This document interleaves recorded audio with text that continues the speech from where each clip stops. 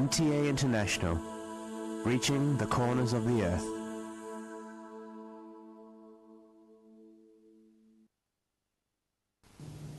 Coming up next is the Friday sermon of Hazrat Khalifatul Masih IV, Mirza Tahir Ahmad Sahib, Imam and the head of the worldwide Ahmadi Muslim community.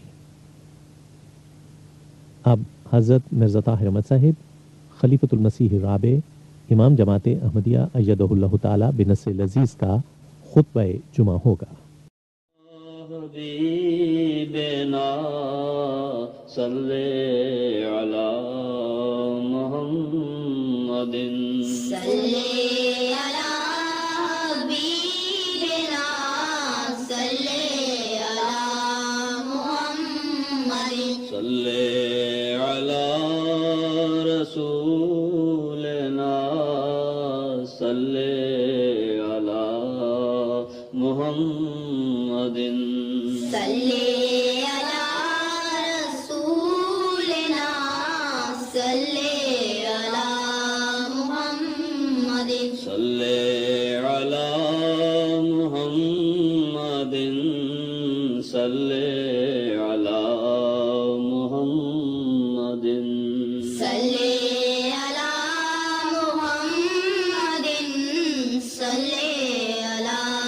محمد صلی علی محمد صلی.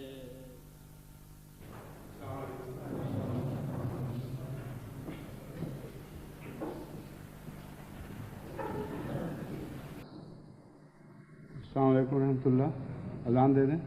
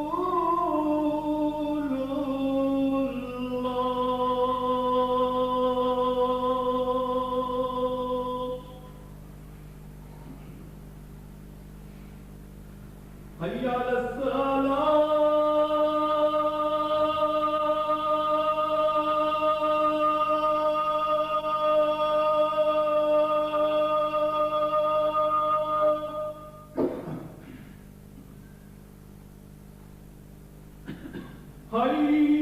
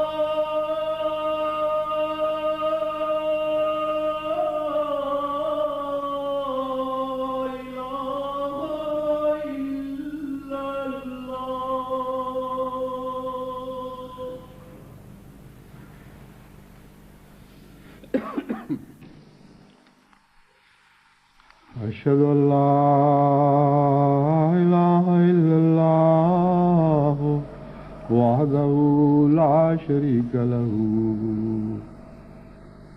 وأشهد أن محمدا عبده ورسوله أما بعد فأعوذ بالله من الشيطان الرجيم بسم الله الرحمن الرحيم الحمد لله رب العالمين الرحمن الرحيم مالك يوم الدين إياك نعبد وإياك نستعين اهدنا الصراط المستقيم صراط الذين أنعمت عليهم غير المغضوب عليهم ولا الضالين.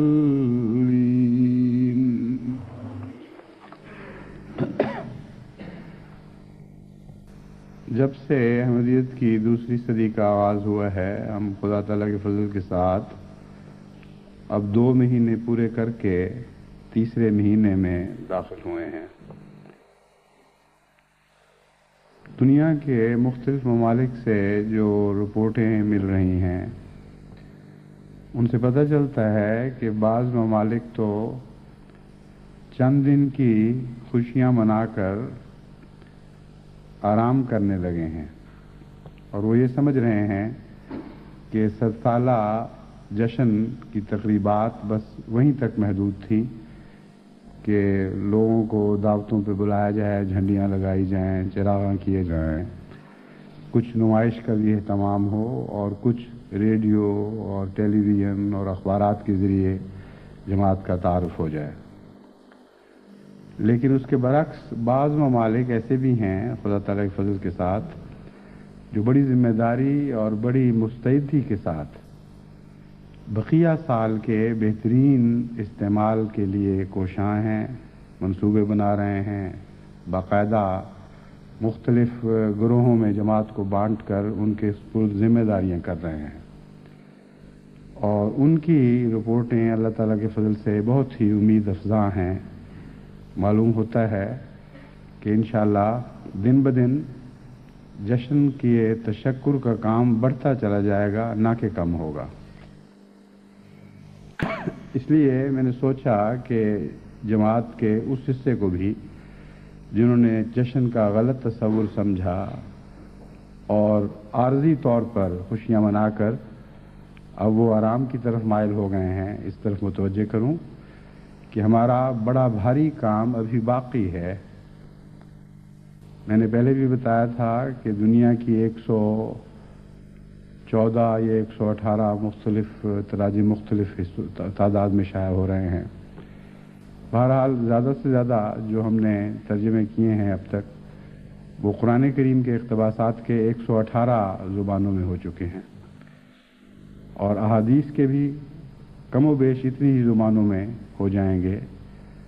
اور حضرت اقدس مسیح موعود علیہ السلام کے تراجم ابھی پیچھے رہ گئے ہیں کیونکہ اولیت پہلے 2 تراجم کو دی گئی تھی، لیکن رفتہ رفتہ اس سال کے اختتام سے پہلے انشاءاللہ وہ تراجم بھی کم و بیش اسی تعداد میں تمام دنیا کو مہیا کر دیے جائیں گے. ان تراجم سے متعلق مجھے فکر یہ ہے کہ ان کے سٹاک بڑھتے چلے جا رہے ہیں اور ڈھیریاں اونچی ہو رہی ہیں. حالانکہ جیسا کہ میں نے پہلے بھی متوجہ کیا تھا، دنیا کی ضرورت اتنی ہے کہ جتنی تعداد میں ہم نے یہ تراجم شائع کیے ہیں، مطالبے یہ آنے چاہیے تھے کہ اور بھیجو اور بھیجو اور بھیجو. اور وہ جماعتیں جو مستعد ہیں وہ یہی مطالبے کر رہی ہیں. چنانچہ ہندوستان سے بنگلور کی طرف سے آج ہی ایک چٹھی ملی جس میں انہوں نے وہاں کے جماعت کے ایک مستعد خدمت کرنے والے احمدی نے لکھا ہے کہ ہمیں جتنے تراجم بھیجے گئے وہ بھی کم ہیں، جتنا لٹریچر بھجوایا گیا وہ بھی کم ہے، علاقہ بہت وسیع ہے اور غیر معمولی طور پر طلب پیدا ہو چکی ہے، اس لیے ہمیں کثرت کے ساتھ لٹریچر مہیا کیا جائے. اسی طرح پرتگال کے مبلغ نے بھی یہی لکھا، بعض اور مبلغین کی طرف سے بھی اسی قسم کی مطالبے آنے شروع ہو گئے ہیں. لیکن بالعموم مجھے علم ہے کہ جو لٹریچر یہاں سے بھجوایا گیا تھا اس کا بھاری حصہ بغیر تقسیم کے ابھی تک جماعتوں میں پڑا ہوا ہے، اور مطالبہ آنے کی بجائے وہ یہ رپورٹ بھی نہیں بھیجتے کہ اس لٹریچر کا انہوں نے کیا کیا. بس ان کی خاموشی ان کی زبان بن جاتی ہے، اور بسا اوقات خاموشی زبان بن جایا کرتی ہے اگر دیکھنے والا غور سے توجہ سے خاموشی کا جائزہ لے اور اس کے پس منظر حالات کو سمجھنے کی کوشش کرے. بس وہ تمام جماعتیں جو رپورٹ نہیں بھجوا رہی، مجھے علم ہے کہ انہوں نے کوئی سستی کی ہے. الا ماشاء اللہ بہت کم ایسے لوگ ہیں جو کام کرتے ہیں لیکن مزاجن رپورٹ بھجوانے میں سست ہو جاتے ہیں. عموماً انسانی فطرت کا یہ رجحان ہے کہ جو نہ کام کیا ہو اس کی بھی رپورٹ بھجوائے اور رپورٹ میں مبالغہ کرے. بس جب بالعموم رپورٹیں نہ ملیں تو اس کا یہ نتیجہ نکالنا قطعی معقول نتیجہ ہے کہ کام نہیں ہوا. اس لیے خواہ آپ رپورٹ بھجوائیں یا نہ بھجوائیں، جو اطلاع مجھے ملنی چاہیے وہ مل جاتی ہے. اس لیے آپ رپورٹوں کی طرف توجہ کریں، اور تمام دنیا کی جماعتیں جہاں لٹریچر پہنچا ہے یا پہنچنا چاہیے تھا وہ اس وقت میری مخاطب ہیں. تمام دنیا کے 120 ممالک کی جماعتیں میری مخاطب ہیں جہاں خدا کے فضل سے جماعت احمدیہ قائم ہو چکی ہے، اور ان میں وہ سب جماعتیں، ہر ملک کی وہ جماعت شامل ہے جس جماعت میں کوئی تصنیف و اشاعت کا مرکز قائم کیا گیا ہے یا نمائش کا انتظام کیا گیا ہے. جو باتیں میں آپ کے سامنے رکھتا ہوں ان پہلوؤں سے مجھے اطلاع بھجوائیے. پہلی بات یہ کہ آپ کو اب تک کتنی زبانوں میں قرآن کریم کے تراجم ملے ہیں، اقتباسات کتنے، اور یعنی منتخب آیات کتنی ہیں، اور مکمل قرآن کریم کے تراجم کتنے ہیں، اور کتنی کتنی تعداد میں ہیں. دوسری بات یہ کہ حدیث نبوی صلی اللہ علیہ وآلہ وسلم کتنی زبانوں میں ملی ہے اور اس میں بھی تعداد کتنی، اور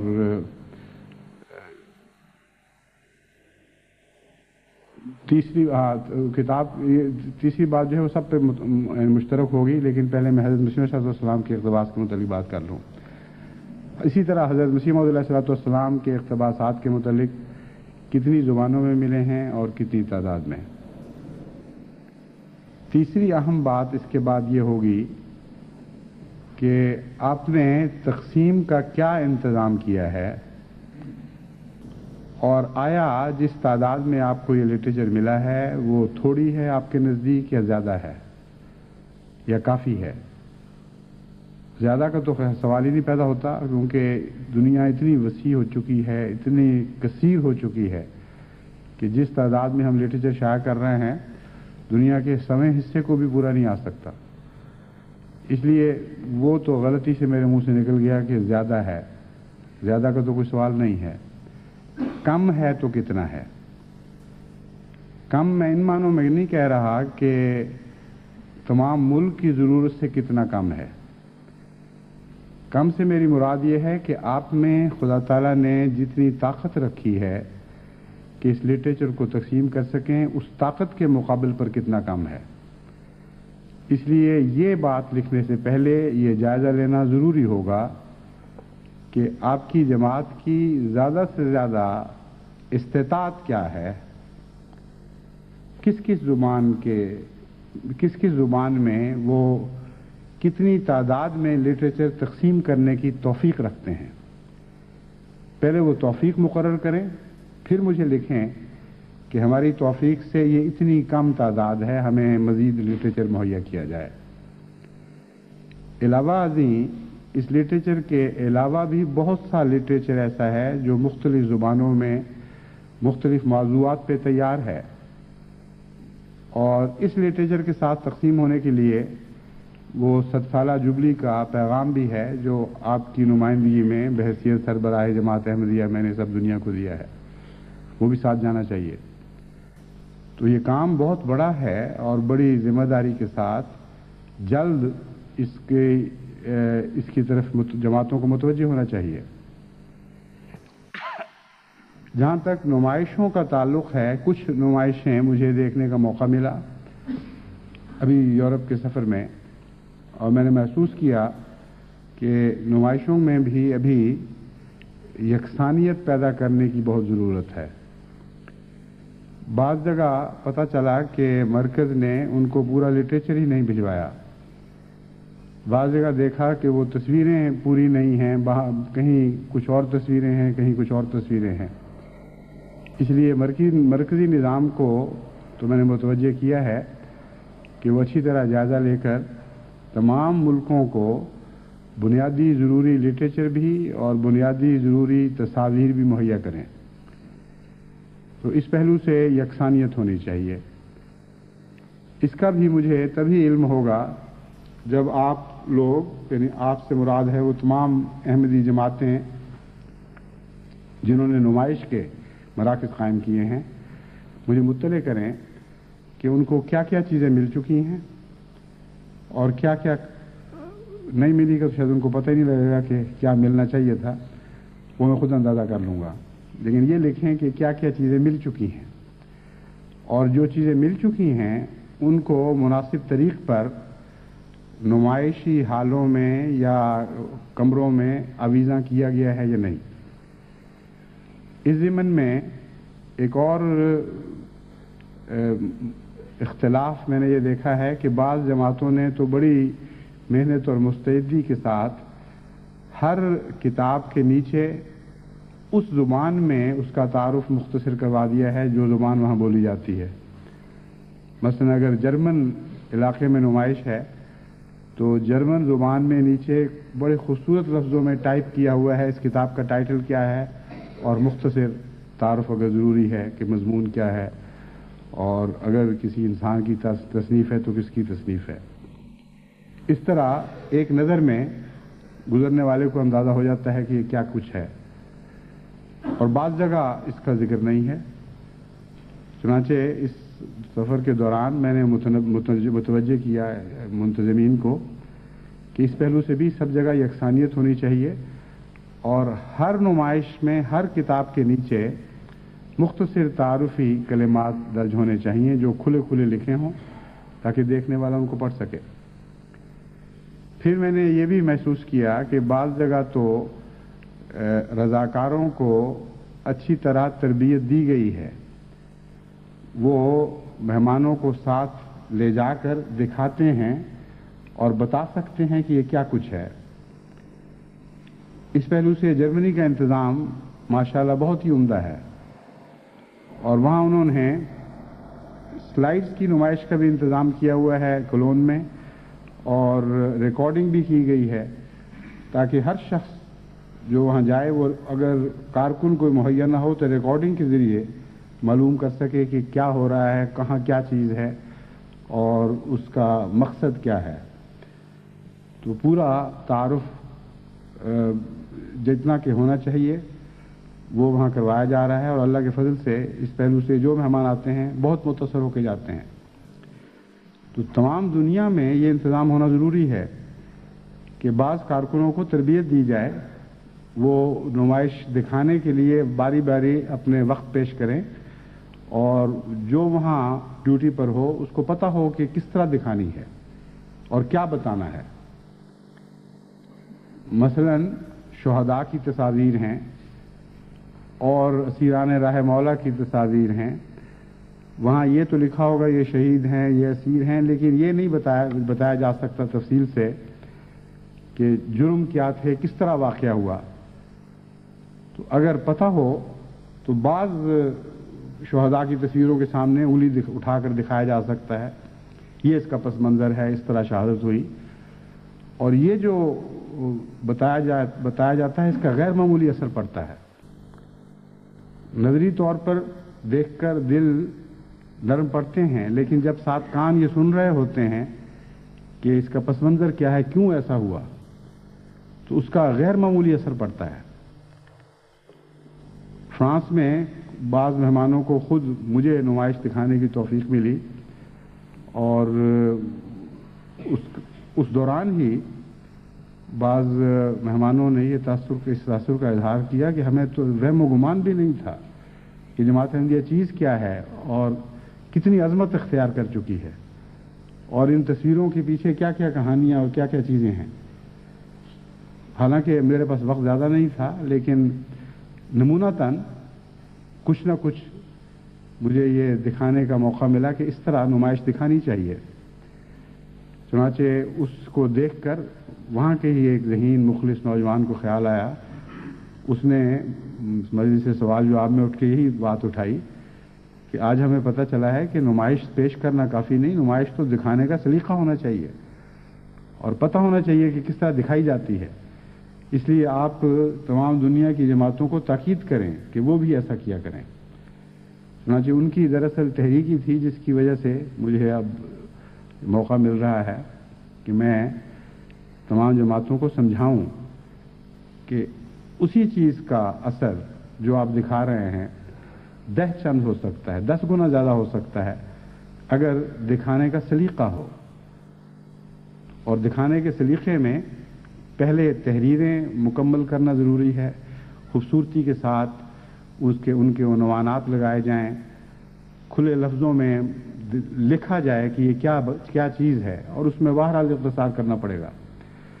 اور پھر تربیت یافتہ نوجوان ساتھ چل کر ان کو دکھائیں کہ کیا کیا واقعات ہیں، یہ تصویریں کن بزرگوں کی ہیں. مثلا حضرت اقدس مسیح موعود علیہ الصلوۃ والسلام کے صحابہ کی تصاویر ہیں. جب بتایا جاتا ہے کہ یہ کون لوگ ہیں تو ان کا غیر معمولی اثر پڑتا ہے. بعض دفعہ میں نے دیکھا ہے نظریں گڑی رہ جاتی ہیں ان کے چہروں پر. کس قسم کے لوگ تھے، کس قسم کے عشاق تھے، اور پرانے وقتوں میں جماعت کس حال سے گزر رہی تھی. افریقہ کے مبلغین کی پرانے زمانوں کی تصویریں ہیں. جب تک آپ وہ دکھا کر پھر آگے نہیں بڑھیں گے تو موجودہ زمانے میں جو اللہ تعالیٰ نے ترقی عطا فرمائی ہے اس کا موازنہ نہیں ہو سکتا. تو ٹھہر ٹھہر کے دکھانے والی چیز ہے. یہ نمائشیں ایسی نہیں ہیں جو تیزی کے ساتھ گزر کر دیکھی جا سکیں.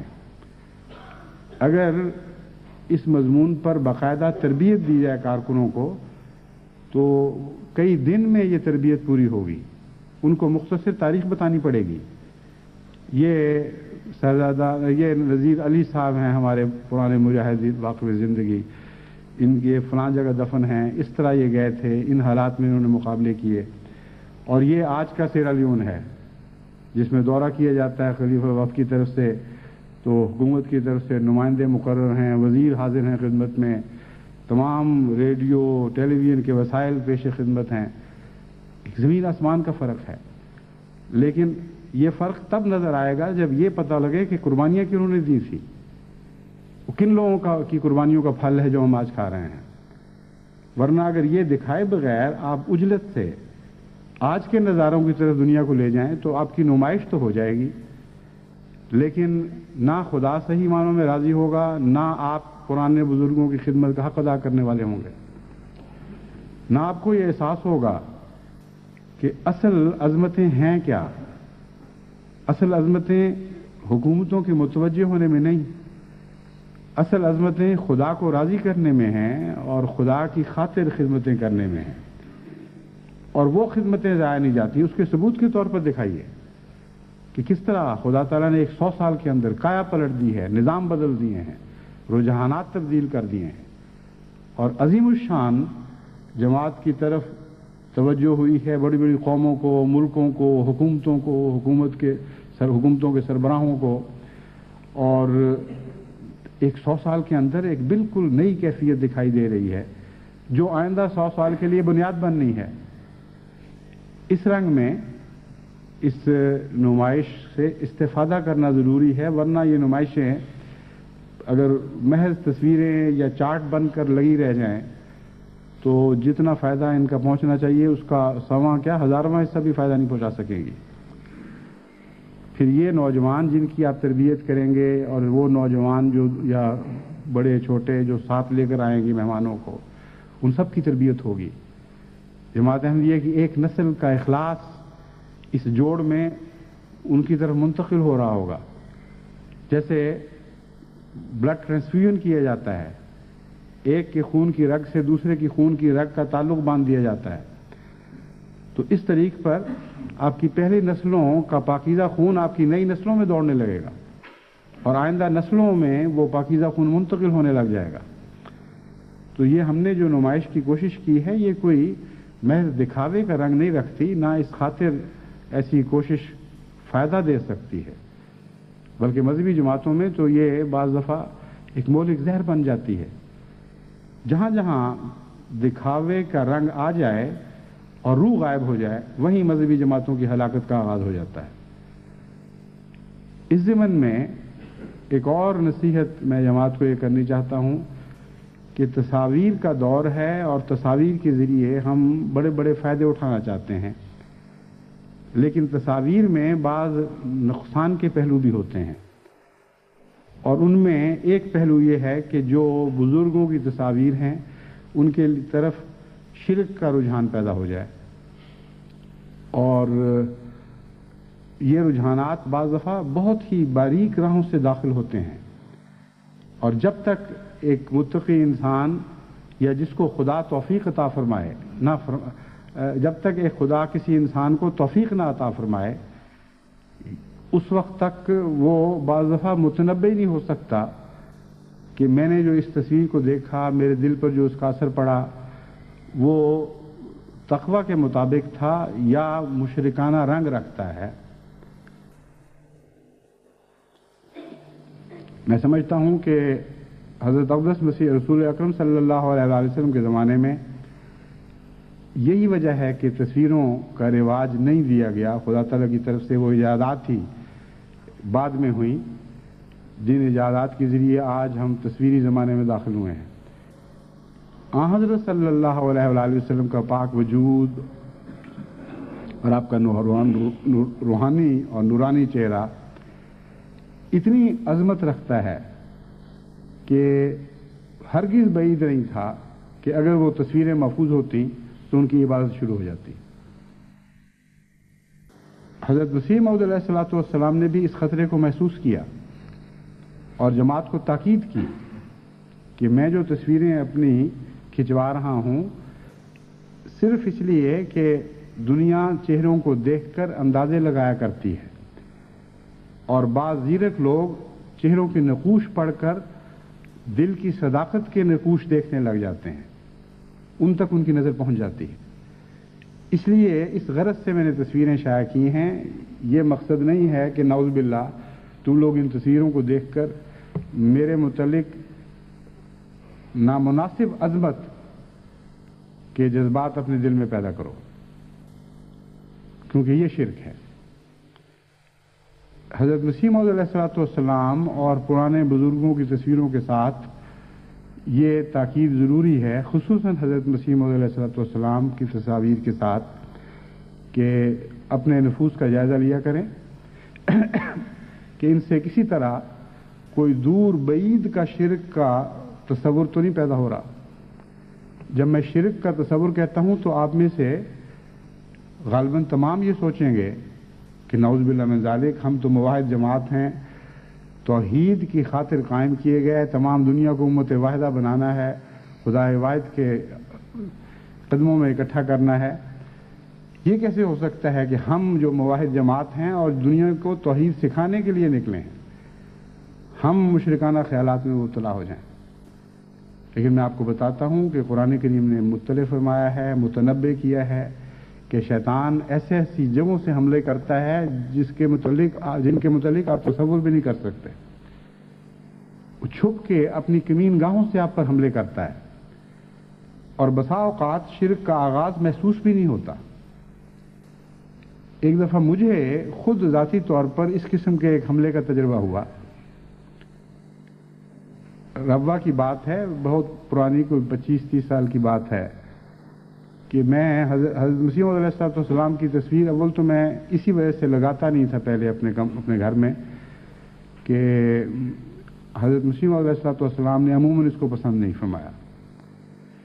پھر چونکہ دیکھا کہ اب اللہ تعالیٰ کے فضل سے جماعت اس کی عادی ہو چکی ہے اور ایک عام تصویر کے طور پر دیکھتی ہے، اس کے ساتھ کسی قسم کی غیر معمولی عظمت عظمت کا خیال منسلک نہیں کرتی. اور پھر آنے والوں کے لیے اور اس خیال سے کہ بچے دیکھیں اور ان کو پتہ تو ہو کہ حضرت مسیح موعود علیہ السلام کون تھے اور ان کی پاکیزہ صورت سے ان کے دل پر نیک اثر پڑے. میں نے بھی تصویر لگائی.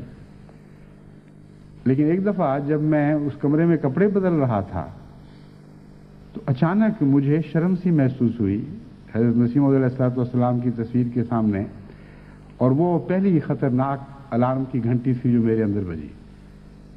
مجھے خیال آیا کہ یہ کیسی مشرکانہ بات ہے.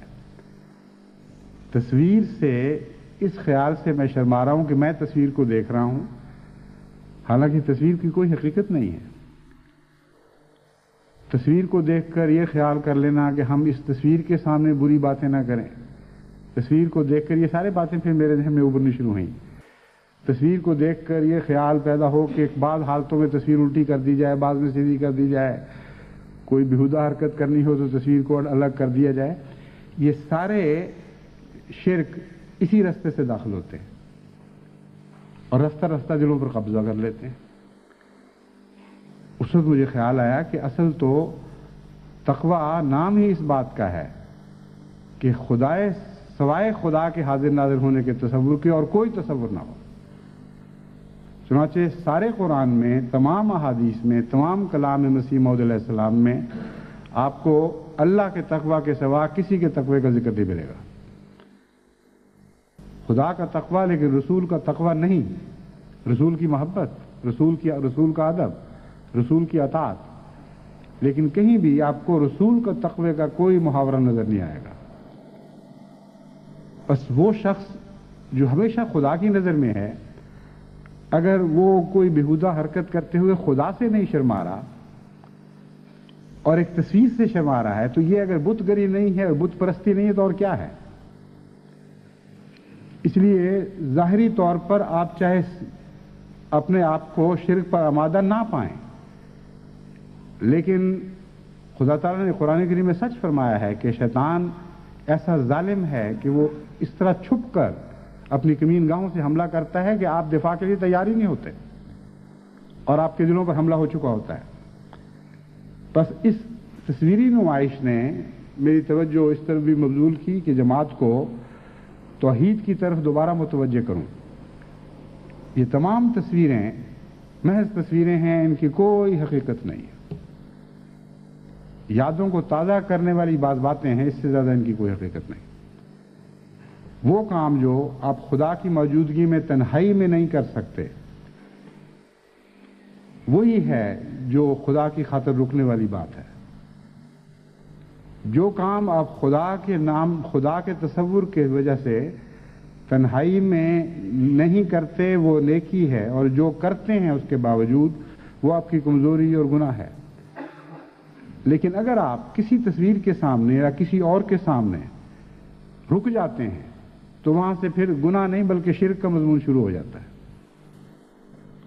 اور بعض دفعہ تو وہ قرآن کریم نے اس طرح بیان فرمایا کہ خدا سے تو ڈرتے نہیں، بنی نوع انسان سے ڈرتے ہو. وہ بھی اتنا شرک نہیں، کیونکہ میں جانتا ہوں اس کو اگر باریکی سے اس کا جائزہ لیا جائے تو اس کے بہت سے ایسے عوامل ہیں کہ جو معاملے کو مبہم کر دیتے ہیں، اور قطعی طور پر آپ نہیں کہہ سکتے کہ یہ شرک ہے. خدا کے سامنے تو انسان کی مجبوری ہے بیچارے کی، وہ تو دیکھ ہی رہا ہے ہر وقت، اس سے تو چھپا جا سکتا ہی نہیں، اس لیے جس سے چھپا جا سکتا ہے اس سے چھپ جاتے ہیں، یعنی اس کا ایک یہ پہلو بھی ہے۔ تو وہ مضمون جو ہے کہ لوگوں سے ڈرتے اور خدا سے نہیں ڈرتے، وہ ذرا اور مضمون ہے، اس کی اس وقت تفصیل کا وقت نہیں ہے۔ لیکن اگر تصویر کے سامنے آپ رک جاتے ہیں تو یہ یقیناً شرک ہے، اس کا کوئی جواز نہیں ہے۔ لوگوں کے سامنے رکنا ایک طبی حیا کے نتیجے میں بھی ہوتا ہے، اور حیا وہیں پیدا ہوتی ہے جہاں رکا جا سکتا ہے۔ جو روزمرہ آپ کو دیکھنے والا ہے وہاں حیا رہتی کوئی نہیں، بیویوں کی خامدوں سے حیا نہیں رہتی، خامدوں کی بیویوں سے حیا نہیں رہتی، لیکن وہی باتیں جب باہر نکلتے ہیں تو باعث حیا بن جاتی۔ اسی طرح خدا تعالیٰ کا اور بندے کا معاملہ ہے، ایسی بے اختیاری ہے کہ انسان بے حیا تو نہیں کہہ سکتے، لیکن مجبوری ہے، بے بسی ہے۔ خدا کے سامنے اپنی کمزوریاں ظاہر کرنے پر انسان مجبور بنا بیٹھا ہے، لیکن بندوں کے سامنے یہ بات نہیں، اس لیے وہ چھپتا بھی ہے۔ میں سمجھتا ہوں کمزوری کہہ لیں اس کو، لیکن شرک نہیں۔ لیکن جب تصویر کے سامنے آپ چھپتے ہیں یا حیا محسوس کرتے ہیں، یا تصویر کو مخاطب کر کے کہتے ہیں کہ او تیرے سامنے میں بیٹھا ہوں، تو مجھے کیا کہتی ہوگی، میرا دل یہ کہتا ہے کہ تو یہ تھا اور میں کیا ہوں، تو یہ ساری باتیں شرک خفی بن جاتی ہیں جو آگے جا کے قوموں کو ہلاک کر سکتی ہیں۔ اس لیے جماعت کو میں متنبہ کرتا ہوں کہ تصویروں کو تصویروں کی حد تک رہنے دیں، ایک ذرہ بھی اس سے زیادہ ان کو اہمیت نہ دیں، اور جہاں وہ ایک ذرہ بھی شرک کی طرف مائل کرنے والی ہوں وہاں ان تصویروں کو الگ کر دیں۔ ان کا مقام پھر بند ہونے میں ہے، ظاہر ہونے میں نہیں۔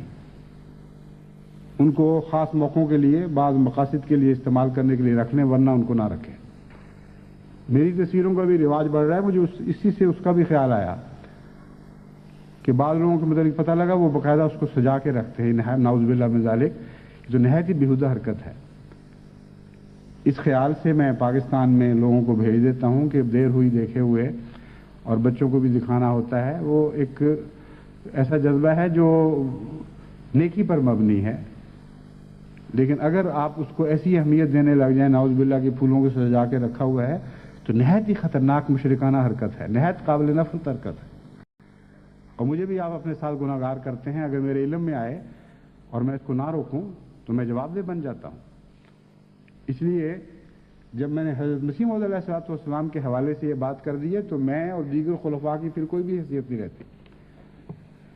ہمارے اوپر یہ مضمون بھی اسی طرح صادق آتا ہے، بلکہ حیثیت کے لحاظ سے ہماری حضرت مسیح موعود علیہ السلام کے مقابلے پر کوئی حیثیت نہیں۔ اگر حضرت مسیح موعود علیہ السلام کی تصاویر کے ساتھ آپ کا کوئی بھی دور کا بھی مشرکانہ تعلق نہیں ہے تو ہم یقین سے کہہ سکتے ہیں کہ خلفاء کے لیے بھی آپ کے دل میں کوئی ناجائز جذبہ نہیں ہوگا۔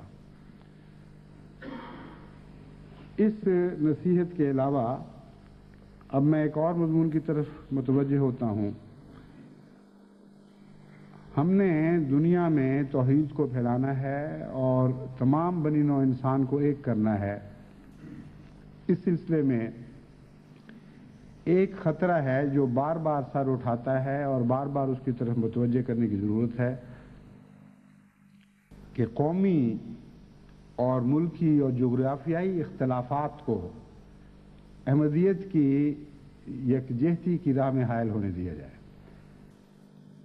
یہ ایک ایسا خطرہ ہے جو بعض دفعہ دب جاتا ہے، بعض دفعہ سر اٹھاتا ہے۔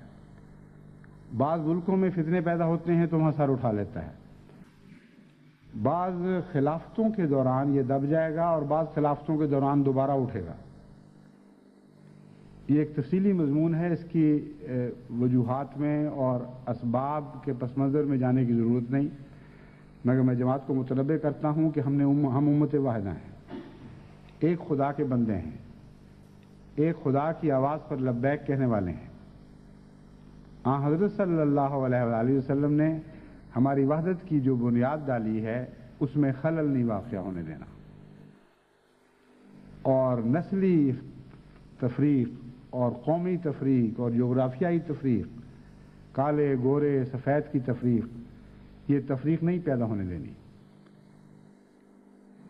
جن جن ملکوں میں احمدیت پھیل رہی ہے وہاں سب سے زیادہ خطرہ اس بات کا ہے کہ پاکستانیت کے اوپر حملہ کر کے اس بات کو اٹھایا جائے کہ احمدیت تو اسلام ہے، یعنی عالمگیر ہے، یہ پاکستانی کلچر، یہ پاکستانی مزاج، یہ پاکستانی عادات ہمیں قبول نہیں ہیں احمدیت کے نام پر۔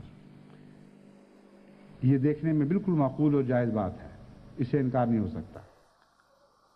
لیکن سوال یہ ہے کہ کون سی چیز پاکستانیت ہے اور کون سی نہیں ہے، اور کیا واقعی احمدیت پاکستانیت ٹھونس رہی ہے یا نہیں ٹھونس رہی؟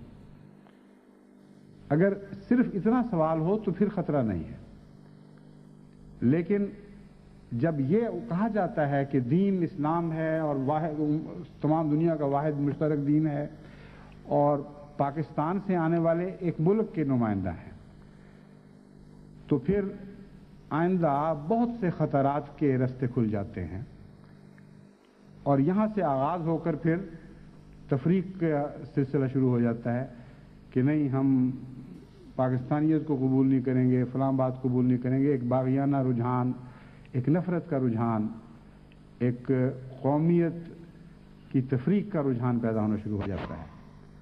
اور یہ رجحان ضروری نہیں کہ سفید ملکوں میں ہو، کالے ملکوں میں بھی ہو جاتا ہے، زرد ملکوں میں بھی ہو جاتا ہے۔ ہر ملک میں یہ خطرہ ہے کیونکہ یہ رجحان شیطان پیدا کرتا ہے، اور شیطان ہر جگہ ایک ہی مزاج رکھتا ہے، اس نے وحدت پہ حملہ کرنا ہے اور اس کے لیے یہ بڑا بہانہ ہے۔ چنانچہ اسلام کی تاریخ میں ہمیں معلوم ہوتا ہے کہ دوسرے ملکوں میں جب اسلام پھیلا ہے تو یہی حملہ اسلام پر کیا گیا تھا، یعنی اب بھی اسلام ہی ہے لیکن اسلام کے آغاز پر بھی کیا گیا تھا۔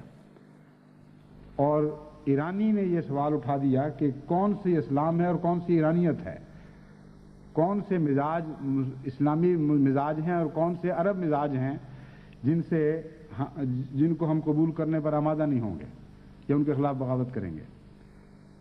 اور کئی ایرانی مزاج اسلام میں داخل کیے گئے، حالانکہ اگر عرب مزاج کو قبول نہیں کرنا تھا تو ایرانی مزاج کا کیا حق تھا کہ اسلام میں داخل ہو جاتا؟ اسلام تو پھر بے مزاج کے ایک بالا ایک فلسفے یا بالا نظریہ حیات کے طور پر قائم رہنا چاہیے تھا، لیکن یہ دوسری چیز اس کے تتبع میں ضرور آیا کرتی ہے۔ جب آپ کہتے ہیں پاکستانی نہیں تو پھر کوئی اور چیز اس کی جگہ ہے، حالانکہ یہ بحث ہی ظالمانہ اور جھوٹی اور شیطانی بحث ہے۔ ہر احمدی کا دنیا کے ہر ملک میں یہ حق ہے کہ یہ مطالبہ کرے کہ مجھے سمجھاؤ کہ کون سی چیز اسلام ہے، اس کو میں قبول کروں گا لازماً، اور مجھے یہ سمجھاؤ کہ کون سی چیز رواج ہے جو اسلام کا لازمی حصہ نہیں۔ یہ تو ہر شخص کا حق ہے، اور ہر احمدی کا فرض ہے کہ وہ اپنی عادات کو اسلام کے طور پر پیش نہ کرے، اور جہاں اگر یہ ایسا اختلاف پیدا ہو وہاں ضروری ہے ہر ایک کے لیے کہ وہ مرکز کو متوجہ کرے، بجائے اس کے کہ یہ بحثیں اٹھائی جائیں اور ایک قوم کا مزاج خراب کیا جائے۔ آسان حال یہ ہے کہ جہاں بھی اس قسم کا اختلاف ہو، خواہ جرمنی میں ہو، انگلستان میں ہو، نائجیریا یا گانا میں ہو، فوری طور پر خلیفہ وقت کو لکھا جائے کہ یہ بات ہے جو مبلغ کہہ رہے ہیں، اور بعض جماعت کے ممبروں کا خیال یہ ہے کہ یہ اسلام نہیں ہے بلکہ اسلامی تعلیم کا ایک پاکستانی اظہار ہے، جو نائجیرین یا گانین اظہار بھی ہو سکتا ہے، یعنی اسلام کی روح سے منحرف کی ہوئے بغیر اسی چیز پر عمل کرتے ہوئے ہم ایک نائجیرین اظہار بھی کر سکتے ہیں، گانین اظہار بھی کر سکتے ہیں، جرمن اظہار بھی کر سکتے ہیں، اور انگلستانی یعنی برٹش اظہار بھی کر سکتے ہیں، اس سے کوئی انکار نہیں۔ لیکن اگر تقوی اور صداقت شعری کے ساتھ یہ بات پوچھ لی جائے اور بات حل کروا لی جائے تو اس سے کوئی خطرہ نہیں، لیکن معین بات کیے بغیر جب عمومی بحثیں آپ چھیڑتے ہیں تو اکثر لوگوں کو پتہ ہی نہیں ہوتا کہ ہم بات کیا کر رہے ہیں، صرف ایک نفرت اور تفریق کے جذبات ہیں جن سے وہ کھیلنے لگ جاتے ہیں، پھر وہ جذبات ان سے کھیلنے لگ جاتے ہیں، پھر وہ ان جذبات کے ہاتھوں میں کھلونا بن جاتے ہیں، پھر وہ جس طرف چاہیں ان کو لے جائیں۔ اور اس کا آغاز شیطان سے ہوتا ہے، کیونکہ شیطان حملہ کرتا ہے ان جگہوں سے جہاں سے انسان کو نظر نہیں آتا۔ تو جہاں توحید کا مضمون چلا ہے وہاں میں یہ بھی آپ کو متنبہ کرتا ہوں کہ اس قسم کے خطرات جماعت کے پھیلنے کے ساتھ بڑھنے شروع ہوں گے، کیونکہ غیر تربیت یافتہ لوگ آئیں گے اور بعض لوگ اپنی نادانی میں، خواہ وہ پاکستان کے ہوں یا ہندوستان کے یا کسی اور ملک کے، اپنے ملکی کلچر کو اس شدت کے ساتھ بھی پیش کریں گے کہ گویا وہی اسلام ہے۔ وہ بھی غلط ہیں، لیکن خطرات ہیں، اور غلطی خواہ کسی کو بھی ہو، دوسرے فریق کو محتاط ہو جانا چاہیے اور یہ سمجھتے ہوئے کہ یہ حملہ شیطانی حملہ ہے، اس کے دفاع کے لیے ہمیشہ مستعد رہنا چاہیے۔ ہم نے دنیا کو امت واحدہ بنانا ہے اور اس کے لیے ہم ہر قربانی کے لیے تیار ہیں، اور یہ عزم لے کر اٹھے ہیں کہ کسی قیمت پر بھی اسلام کی، انسانیت کی وحدت کو منقسم نہیں ہونے دینا، کیونکہ میرا کامل ایمان ہے، میرا دین یہ ہے کہ توحید کامل کے نتیجے میں انسانی وحدت حاصل ہوتی ہے، اور اگر انسانی وحدت نہ رہے تو توحید کا تصور بھی منقسم ہو جاتا ہے۔ یہ ہو ہی نہیں سکتا کہ ایک ایسا پیغام جو انسان کو اکٹھا نہ کر سکے وہ توحید کا پیغام ہو۔ لازماً اس پیغام میں رکھنے پڑتے ہیں۔ بعض دفعہ پیغام غلط سمجھا جاتا ہے، اس کے نتیجے میں قومیں تقسیم ہو جاتی ہیں، بعض دفعہ قومیں متفرق ہونے لگتی ہیں تو پیغام کو منقسم کر دیتی ہیں۔ تو توحید سے وفا کا تقاضا یہ ہے کہ ان چیزوں کے اوپر ہمیشہ متنبہ اور مستعد اور نگران رہیں، کسی قیمت پر بھی انسان کو انسان سے الگ نہ ہونے دیں اور قومیت کے تصور کو جاہلانہ، باطل اور شیطانی تصور سمجھیں۔ اس ضمن میں ایک اور ہدایت مجھے یاد آ گئی جو میں نے 7 سالہ جشن کی تقریبات کے سلسلے میں دی تھی، مگر مجھے کہیں وہ سنائی نہیں دی۔ وہ ہدایت ایسی ہے جس کا سنوائی سے تعلق ہے۔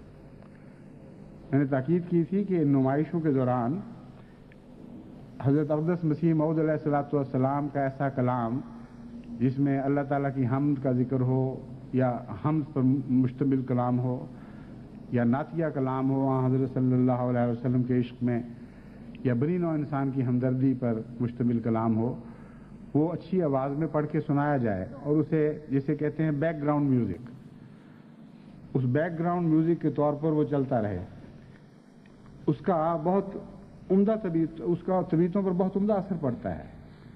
چنانچہ اس سلسلے میں ساری دنیا میں تحریک کر کے بعض اچھی آواز والوں کی آواز میں کیسٹس یہاں منگوائی گئیں، اور ان کا جائزہ لے کر کم سے کم ہدایت ضرور میں نے کی تھی کہ ان کو دوبارہ سب دنیا میں بھجوایا جائے، یعنی ایک دفعہ اکٹھا کیا جائے، پھر چن کر دوبارہ منتشر کیا جائے، تاکہ اچھی آواز میں صحیح تلفظ میں حضرت مسیح موعود علیہ السلام کا کلام ان نمائشوں میں پڑھا جایا کرے۔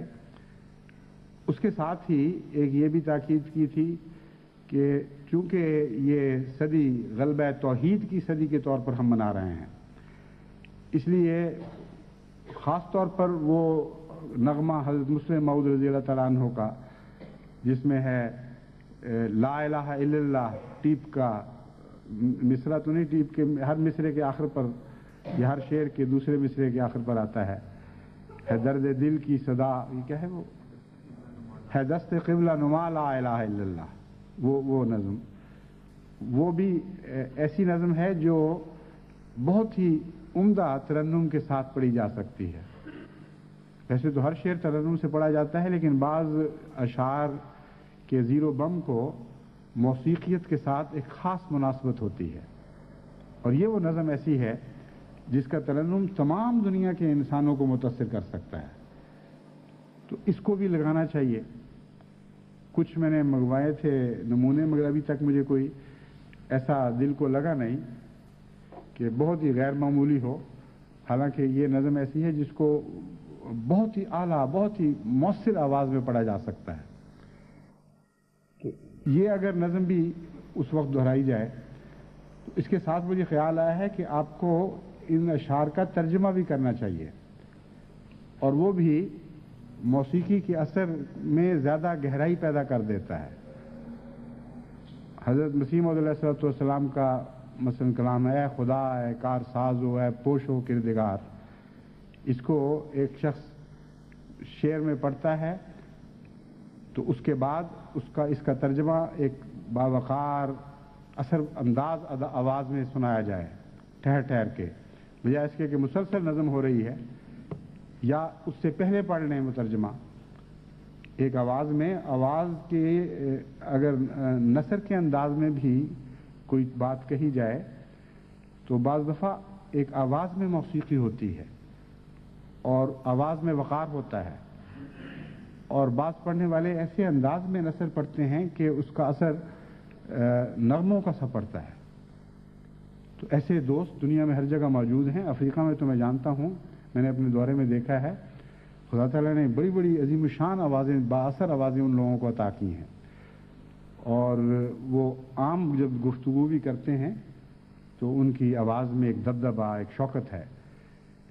تو ایسے کلام کو بجائے اس کے کہ صرف اردو زبان میں پڑھ کے سنایا جائے یا منظوم کرنے کی کوشش کی جائے، جو بہت مشکل کام ہے، نثر میں ترجمہ کر کے اور نغماتی طریق پر اس سے پہلے ایک آرٹسٹ کی طرح پڑھ کر سنایا جائے، اور پھر وہ شعر شروع ہو جائے موسیقی اردو نظم کا، اور اس کے بعد جب اس کا اثر ہو جائے اس کو دہرایا بھی جا سکتا ہے، پھر ایک ترجمہ اور پھر وہ شعر. تو اس طرح آپ کی نمائش جو ہے وہ بہت ہی خوبصورت ہو جائے گی اور ان باتوں سے مزین ہو جائے گی، غیر معمولی اس کے اندر اثر پیدا ہو جائے گا.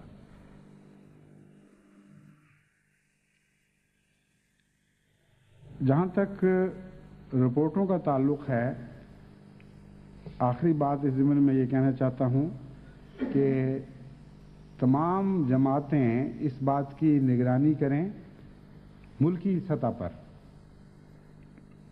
کہ ان کے ہاں کی رپورٹیں پہنچ رہی ہیں، اور وہ نگرانی اسی طرح ہو سکتی ہے کہ ان کو یہ تاکید کریں کہ جو رپورٹ وہ مجھے بھجواتے ہیں اس کی ایک نقل ان کو بھجوائیں، اور دوسرے مجھے براہ راست ملک بھی رپورٹیں بھجوائیں کہ ہم نے جو جائزہ لیا ہے ہمارے ملک میں اس وقت لٹریچر کی یہ کیفیت ہے. تو مختلف مقامات جہاں انتظام ہیں وہ براہ راست رپورٹیں بھجوائیں، اور ملک اپنی اجتماعی رپورٹ براہ راست بھجوائیں، اور ان کی نقول وہ ایک دوسرے کو بھجوا دیں تاکہ ہر ایک کو پتہ چلے کہ کیا ہو رہا ہے.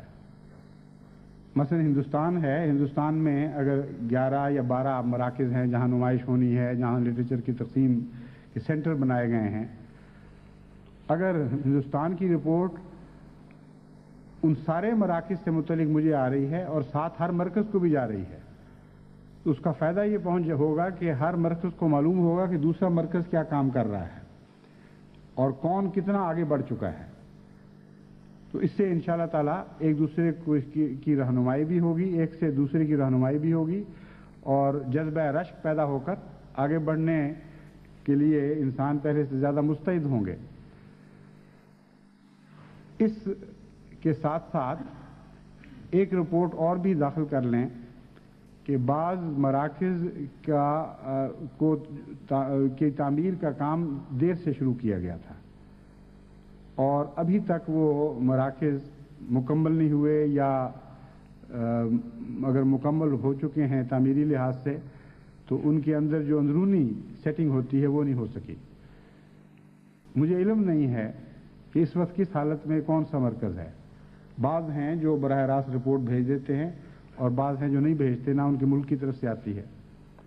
مثلا کل سری نگر کی طرف سے مجھے رپورٹ ملی ہے اور وہ بھی اس لحاظ سے مستعد جماعت ہے. وہ ساتھ ساتھ مجھے بتا رہے ہیں کہ جس ہال کی منظوری دی گئی تھی وہ ان مراحل سے گزرتا ہوا یہاں تک پہنچ چکا ہے، اب تعمیر کا یہ کام ختم ہو گیا ہے اور اس کو کتابیں سجانے کے لیے شیلفز بنوائے جا رہے ہیں، دوسرے جو ہیں فرنیچر وغیرہ کی تیاری ہوئی، اس قسم کی تفصیلی رپورٹ وہ بھیجتے رہتے ہیں اور میرے علم میں رہتا ہے کہ کیا ہو رہا ہے۔ لیکن بہت سے ممالک ہیں انہوں نے اشارہ بھی نہیں کبھی کیا کہ کیا ہو رہا ہے، بعض باتوں میں بڑے مستعد ہیں اور بعض باتوں میں بالکل غافل ہو جاتے ہیں۔ افریقہ کے کئی ممالک ہیں تبلیغ کے لحاظ سے نہایت اعلیٰ، لیکن کبھی نہیں بتایا کہ جس مرکز کی تعمیر کی، جس نمائش کے ہال کی تعمیر کی اجازت دی تھی، جس پہ بڑے بڑے اخراجات کی اجازت ملی ہوئی ہے، اس پر ہو کیا رہا ہے، اب تک کتنی کارروائی ہے، کتنا کام آگے بڑھا، کچھ پتہ نہیں۔ تو یہ خیال نہ کریں کہ میں بھول جاتا ہوں، مجھے کچھ پتہ نہیں لگتا۔ اگر بھول بھی جاؤں تو آپ میں سے بعض یاد کرا دیتے ہیں، اس لیے خلیفہ وقت کے بھولنے کا سوال ہی نہیں۔ اللہ تعالیٰ نے ایسا انتظام کیا ہوا ہے کہ ساری جماعت ایک وقت میں نہیں سوتی، اگر 10 سوئے پڑے ہیں تو ایک بیچ میں سے جاگا ہوگا، اور وہ توجہ مبذول کرا دیتا ہے خلیفہ وقت کی کہ میں جاگا ہوں اور دیکھ لیں باقی اور کون کون سویا ہوا ہے۔ اس لیے یہ خدا نے نظام ہی ایسا قائم کر دیا ہے جو ہمہ وقت نگرانی کا نظام ہے، کوئی چیز چھپ نہیں سکتی۔ اس لیے یہ تو وہم بھی نہ کریں کہ آپ کی غفلتیں اور کمزوریاں اگر آپ پردہ ڈالنا بھی چاہیں تو چھپ جائیں گی۔ خدا تعالیٰ نے نظام خلافت کی یہ برکت رکھی ہے جو انشاءاللہ آئندہ عالم میں پھیلتی چلی جائے گی، کہ ایک مرکزی ایسی نظر کا پیدا کر دی ہے جس کو روشنی دنیا بھر کی احمدی نظروں سے ملتی ہے، اور وہ اپنی بصیرت سے خلیفہ وقت کو حصہ دیتے چلے جاتے ہیں۔ اسی لیے میں نے ایک دفعہ آغاز ہی میں یہ خطبہ دیا تھا کہ خلیفہ جماعت کا مجموعی تقویٰ، خلیفہ وقت کے تقویٰ جمع ساری جماعت کے تقویٰ پر مشتمل ہے، اور یہ مجموعی طور پر خلیفہ کی ذات میں منعکس ہونے لگ جاتا ہے۔ تو اسی طرح آپ کی بصیرت مجھ سے جدا نہیں، میری بصیرت آپ سے جدا نہیں، ہم سب کی مجموعی بصیرت کا نام خلافت احمدیہ ہے۔ اس لحاظ سے یہ ایک عظیم نظام ہے جس کی کوئی مثال دنیا میں نہیں۔ بڑی سے بڑی حکومتیں بھی ہوں، وہاں بھی اس قسم کے بصیرت افروز نظام قائم نہیں ہے۔ بس چھپنا تو آپ نے ہے نہیں، اور پھر مجھ سے چھپ بھی جائیں فرض کریں تو ہمارا نظام تو ہے ہی اس بات پر کہ خدا دیکھ رہا ہے۔ وہی بات جس سے میں نے آغاز کیا تھا اسی پر ختم کرتا ہوں۔ خدا ہمہ وقت ہمیں دیکھ رہا ہے، اس سے چھپنے کا کوئی سوال نہیں ہے۔ ہم خدا کی خاطر سارے منصوبے بناتے ہیں، خدا کی خاطر ان پر عمل درآمد کی کوشش کرتے ہیں۔ اس لیے اس تصور کو ہمیشہ زندہ رکھیں، اس احساس کو ہمیشہ زندہ رکھیں، تو اللہ تعالیٰ آپ کو اپنے تمام فرائض کو بہترین رنگ میں پورا کرنے کی توفیق عطا فرماتا چلا جائے گا۔ آخر پر ایک دعا کی تحریک کرنا چاہتا ہوں۔ آپ کو علم ہے کہ ہمارا مباہلے کا سال قریب الاختتام ہے، اس پہلو سے کہ 10 جون جمعۃ المبارک کو میں نے تمام دنیا کے مکذبین اور مکفرین کے ائمہ کو، یعنی ان میں سے جو چوٹی کے اور سربراہ ہیں، ان کو چیلنج دیا تھا۔ ان میں سے بعض نے قبول کیا، بعض نے نہیں کیا، اور جنہوں نے قبول کیا انہوں نے شرطیں ایسی لگا دیں کہ عملاً نہ قبول کرنے کے مترادف تھا۔ بعضوں کو خدا نے پکڑا اور عبرت کا نشان دکھایا، بنا دیا، بعض ابھی باقی ہیں۔ لیکن اس مضمون پر میں انشاءاللہ آئندہ خطبے میں روشنی ڈالوں گا، کیونکہ وہ 9 تاریخ کا خطبہ ہوگا، یعنی اس وقت سال پورا ہو چکا ہوگا۔ جو سال 10 کو شروع ہو وہ 9 کو پورا ہوتا ہے، اور 9 کو بھی جمعہ ہے۔ اس لیے انشاءاللہ اس وقت مختصراً کوشش کروں گا کہ عمومی تبصرہ کروں کہ اس سال میں کیا ہوا اور آئندہ کیا ہونا ہے، کیونکہ بعض لوگوں نے چیلنج دیر سے قبول کیا۔ جہاں تک میرا اور جماعت کا تعلق ہے، اس سال میں خدا نے ہم سے کیا سلوک کیا وہی نشان بنے گا ہماری صداقت کا، اور کیا کیا خدا کی رحمتیں اور عنایات نازل ہوئیں، ہم کس حد تک سچائی کے قریب گئے ہیں، اصل تو یہ نشان ہے مباہلے کی کامیابی کا۔ تو یہ میں مختصر روشنی ڈالوں گا، پھر تفصیل کے ساتھ انشاءاللہ اگر موقع ملا تو جلسہ سالانہ پر بھی گفتگو ہو جائے گی۔ لیکن بہرحال آئندہ خطبہ میں یہ بیان کرنے لگا ہوں. جو بات میں آج کہنا چاہتا ہوں اس سے متعلق وہ یہ ہے کہ ان آئندہ چند دنوں میں مخالفین علماء کی طرف سے شدید بے چینی کا اظہار ہوگا، شدید بے اطمینانی کا اظہار ہوگا، کیونکہ وہ یہ سمجھیں گے کہ سال گزر چکا، اب چند دن رہ گئے ہیں، خدا تعالیٰ نے تو ان لوگوں پر کوئی لعنت نہیں ڈالی، بلکہ یہ ترقی کرتے چلے گئے ہیں. اسی مباہلے کے سال میں ان کا سالہ جبلی کا سال آ گیا، ساری دنیا میں ترقی ہوئی، بے شمار خدمات کی توفیق ملی، عظیم شان خدا تعالیٰ نے ان پر رحمتیں نازل فرمائیں، اور جس چیز کے ہم منتظر تھے وہ ہمیں نہ دکھایا. تو اگر خدا ہی غیرت نہیں رکھتا ان کے نزدیک، نعوذ باللہ من ذالک، اگر خدا ہی سچائی کے لیے غیرت نہیں رکھتا تو پھر ہم ہی غیرت دکھائیں. پھر تو کیوں نہ ہم اپنے ہاتھ میں لیں اس نظام کو، ان کو تکلیفیں پہنچائیں.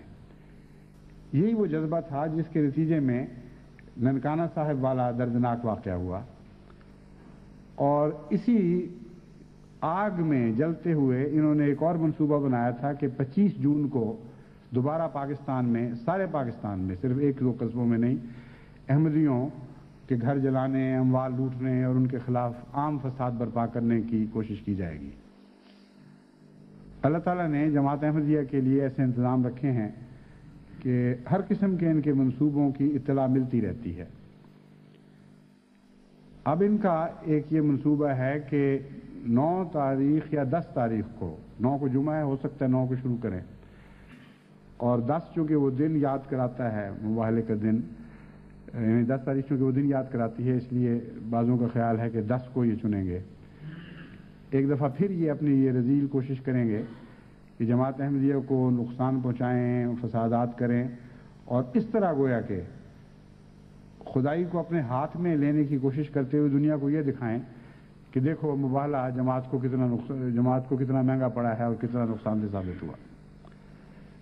جہاں تک ان کی اس خواہش کا تعلق ہے، یہ خواہش تو لازماً جھوٹی نکلے گی. اللہ تعالیٰ نے جماعت احمدیہ کو جو ترقی دینے کے فیصلے کیے ہیں، جو اللہ تعالیٰ کی تقدیر نے جماعت پر فضل نازل فرمانے کے فیصلے کیے ہیں، ان کی راہ میں تو کوئی کھڑا نہیں ہو سکتا، کوئی دنیا کی طاقت روک نہیں بن سکتی. یہ آسمان کی بارشیں ہیں جو چھتریوں سے روکا نہیں کرتی، چھتوں سے بھی نہیں روکا کرتی. ساری کائنات پہ جب ساری زمین پر خدا کی بارشیں نازل ہو رہی ہوں، کون ہے جو عمارتیں کھڑی کر کر کے یا چھتریاں تان کر یا سائبان لگا کر اس بارش کی رحمت کو روک سکے؟ اور خدا کے غضب کی بجلیاں بھی جب کڑکیں تو ان کو بھی دنیا کی کوئی طاقت روکا نہیں کرتی، نہ روک سکتی. ہاں، انسان کے غضب کی بجلیوں کی راہ میں خدا کی تقدیریں ضرور حائل ہو جایا کرتی اور اپنے پاک بندوں کو ان سے بچا لیا کرتی ہیں. اس لیے ہمارا توکل خالصتاً اللہ پر ہے. اس عرصے میں دعائیں کریں کہ خدا تعالیٰ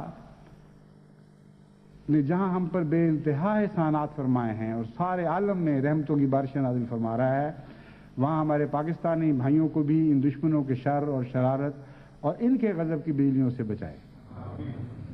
اور یہ دعا کریں کہ ان کو خدا اتنی عقل دے کہ یہ خدا کے غضب کی بجلیوں سے بچ سکیں، ورنہ جتنا یہ غصہ دکھائیں گے اتنا ہی خدا اور زیادہ ان پر غضبناک ہوگا اور زیادہ ان کو اپنی قہری تجلیوں کا نشانہ بنائے گا. یہ ایک ایسی حقیقت ہے جس کو کوئی دنیا میں تبدیل نہیں کر سکتا. بس جب احمدی پہ ظلم ہوتا ہے، مجھے ان کی تکلیف ہوتی ہے، ان کے تصور سے تکلیف ہوتی ہے کہ انہوں نے خدا کے غضب کو چیلنج کرتے ہوئے اپنے اوپر نازل کرنے کے لیے اپنے لیے بلایا ہے خود، اور جب خود خدا کے غضب کو کوئی قوم بلاوے دینے لگے تو پھر بسا اوقات وہ غضب نازل ہوتا ہے. خدا غضب میں دھیما ضرور ہے، لیکن اس قسم کے باغیانہ رویے کو کبھی قبول نہیں کیا کرتا، اور ایسے باغیانہ رویے کی خطرناک سزائیں دیتا ہے جو قوموں کو عبرت کا نشان بنا دیا کرتی. اس لیے مجھے تو اس بات کا ڈر ہے. بہرحال آپ دعائیں کریں، اور جہاں تک پاکستان کے احمدیوں کا تعلق ہے، میں ان کو متوجہ کرتا ہوں کہ جس حد تک ان کو توفیق ہے وہ اپنے دفاع اور اپنی حفاظت کے انتظامات کریں.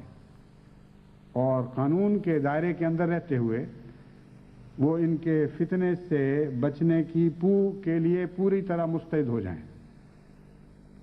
اللہ تعالیٰ ان کی حفاظت فرمائے اور ان کو اپنی امان میں رکھے، کیونکہ انسانی دفاع کی کوششیں، خصوصاً کمزور لوگوں کی دفاعی کوششیں، جب تک خدا کا فضل شامل حال نہ ہو کوئی حیثیت نہیں رکھتی.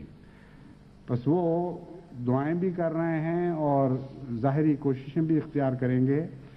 آپ خصوصیت کے ساتھ دعاؤں کے ذریعے اپنے ان بھائیوں کی مدد کریں. اللہ تعالیٰ اپنے فضل کے ساتھ ان حالات کو تبدیل کر دے اور دن بدن روشنی بڑھنی شروع ہو اور اندھیرے پیچھے ہٹنے شروع ہو جائیں.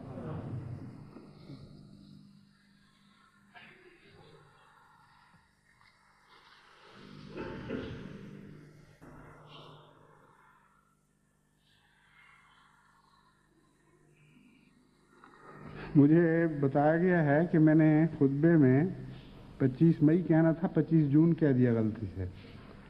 منصوبہ 25 مئی کا تھا اور اب وہ ملتوی کر کے انہوں نے 9 یا 10 جون پر ڈال دیا ہے. بہرحال خدا تعالیٰ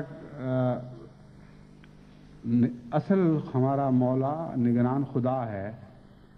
یہ بات میں آپ کو اچھی طرح سمجھا دیتا ہوں کہ اللہ تعالیٰ قرآن کریم میں بار بار یہ مضمون فرماتا ہے کہ وہ لوگ مکر کرتے ہیں، وہ لوگ تدبیر کرتے ہیں، لیکن اللہ بہترین تدبیر کرنے والا ہے، اللہ بہترین مکر کرنے والا ہے.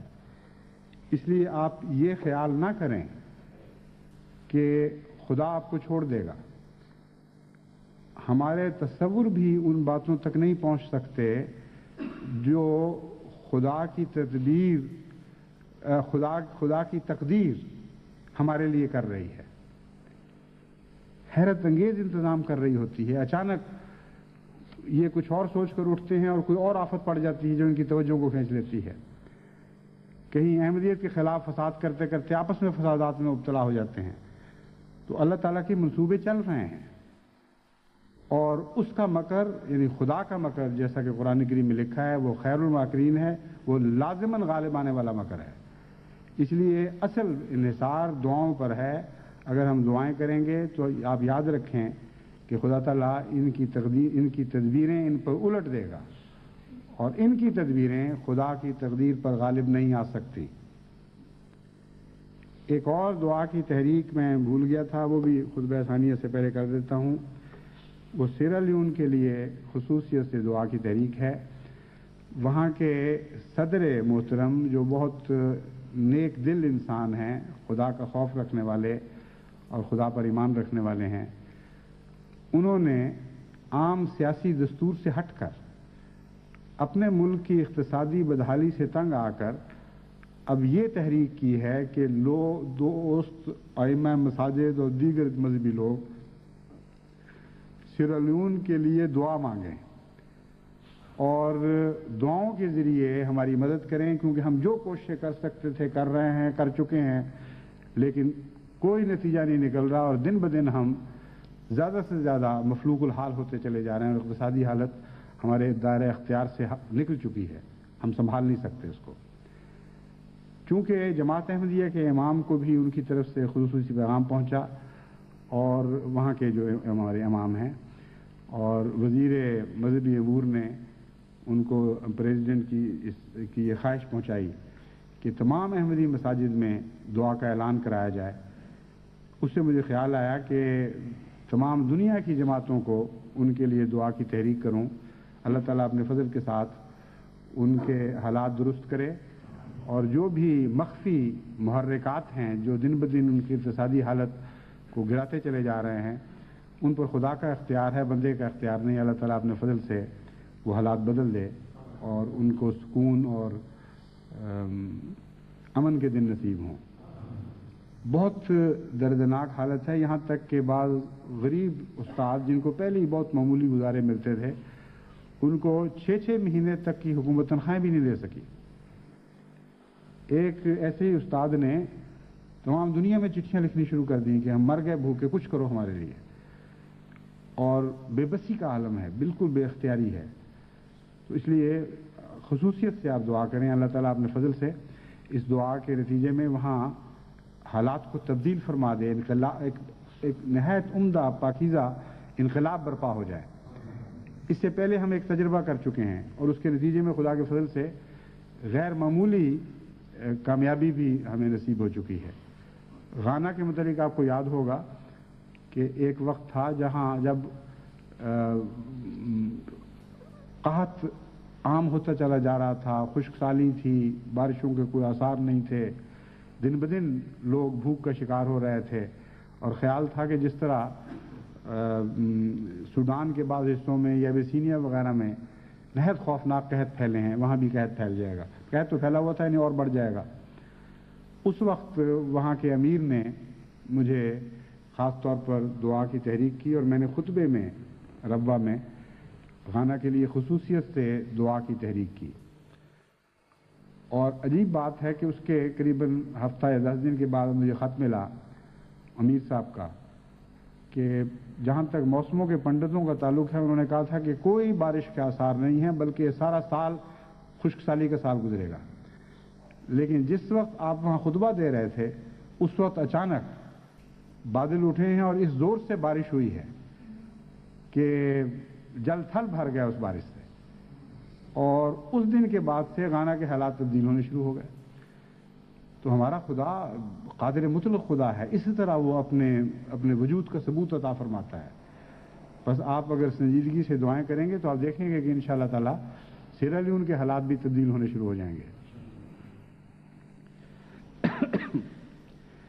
الحمدللہ نحمدہ ونستعینہ ونستغفرہ ونؤمن بہ ونتوکل علیہ ونعوذ باللہ من شرور انفسنا ومن سیئات اعمالنا من یہدہ اللہ فلا مضل لہ ومن یضلل فلا ہادی لہ ونشهد ان لا اله الا الله وحده لا شريك له ونشهد ان محمدا عبده ورسوله عباد الله رحمكم الله ان الله يأمر بالعدل والإحسان وإيتاء ذي القربى وينهى عن الفحشاء والمنكر والبغي يعظكم لعلكم تذكرون اذكروا الله يذكركم وادعوه يستجب لكم ولذكر الله أكبر